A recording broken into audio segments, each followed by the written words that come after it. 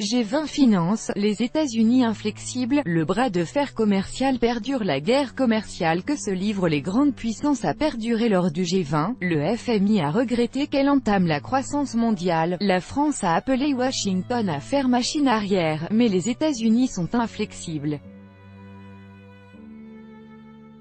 Après les taxes douanières sur l'acier et l'aluminium, visant avant tout la Chine, qui ont mis le feu aux poudres, les États-Unis menacent de surtaxer les importations automobiles européennes, de sanctionner les pays qui commercent avec l'Iran et ont promis de limiter de manière drastique leurs achats de produits chinois.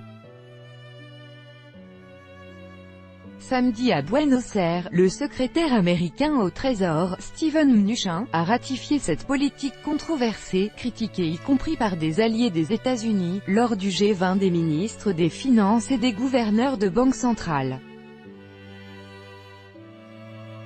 Le président de la Commission européenne, Jean-Claude Juncker, se rendra mercredi à Washington pour des pourparlers, mais pas question pour les pays européens d'accepter le diktat commercial des États-Unis. Pistolet sur la tempe, nous refusons de négocier avec un pistolet sur la tempe.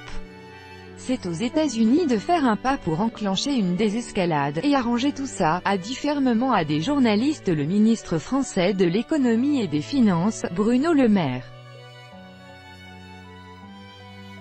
Le ministre français de l'économie et des finances, Bruno Le Maire, et le secrétaire américain au Trésor Steve Mnuchin, le 21 juillet 2018 au sommet du G20 à Buenos Aires, en Argentine. Copyright AFP, et Tan Abramovich. La veille, la chancelière allemande Angela Merkel avait assuré que l'Union européenne était prête à riposter à un éventuel relèvement par Washington de ses taxes sur les importations d'automobiles européennes.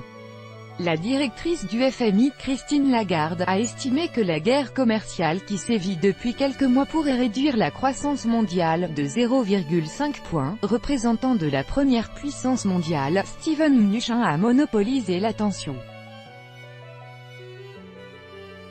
Il a appelé la Chine et l'Union européenne à faire des concessions pour parvenir à une relation commerciale plus équilibrée, après les déclarations fracassantes de Donald Trump qui a traité d'ennemis commerciaux Pékin, Bruxelles et Moscou. Multilatéralisme en crise face à la Chine, les États-Unis accusent un déficit commercial de 376 milliards de dollars américains en 2017 et comptent le réduire. L'administration Trump a menacé d'imposer des taxes punitives sur la totalité des importations chinoises, qui représentaient 500 milliards de dollars en 2017. Pékin accuse Washington de vouloir déclencher la pire guerre commerciale de l'histoire économique, et a réagi en imposant de nouvelles taxes sur des produits américains.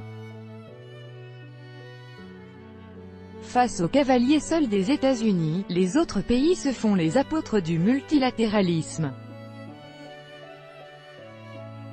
Des manifestants brandissent des pancartes « FMI dehors » lors du G20, le 21 juillet 2018 à Buenos Aires, en Argentine. Copyright AFP, Agustin Marcarian pour le ministre brésilien de l'économie, Eduardo Guardia. Tout ce qui va à l'encontre du libre-échange, d'un commerce basé sur les règles, doit être résolu à travers des organisations internationales aptes à résoudre ce type de conflit. Le commerce mondial ne peut pas reposer sur la loi de la jungle.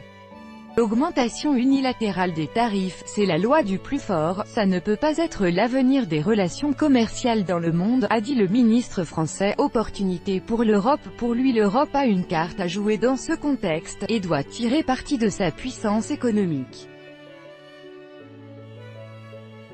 Unie, assure-t-il, elle peut faire bouger les choses. Nous ne sommes pas condamnés à être écrasés entre une Chine qui ne cesse de gagner en puissance et des États-Unis qui ont décidé d'entrer dans un rapport de force avec tous les autres États de la planète. L'Europe exige des États-Unis l'exemption des surtaxes sur l'acier et l'aluminium, qui plombent son industrie sidérurgique. Elle espère que Washington épargnera son vieil allié européen, qui essuie des dégâts collatéraux, car la première puissance mondiale vise en premier lieu la Chine, numéro 2 de l'économie mondiale. Le G20 finance planche aussi sur les risques de crise dans les pays émergents, la taxation des géants du numérique qui sont pour l'instant peu imposés.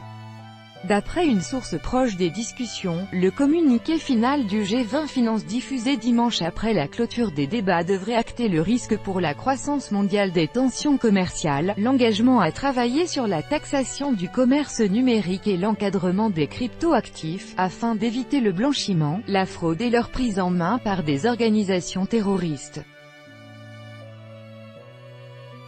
Tout droit de reproduction et de représentation réservé, copyright 2018, Agence France Presse.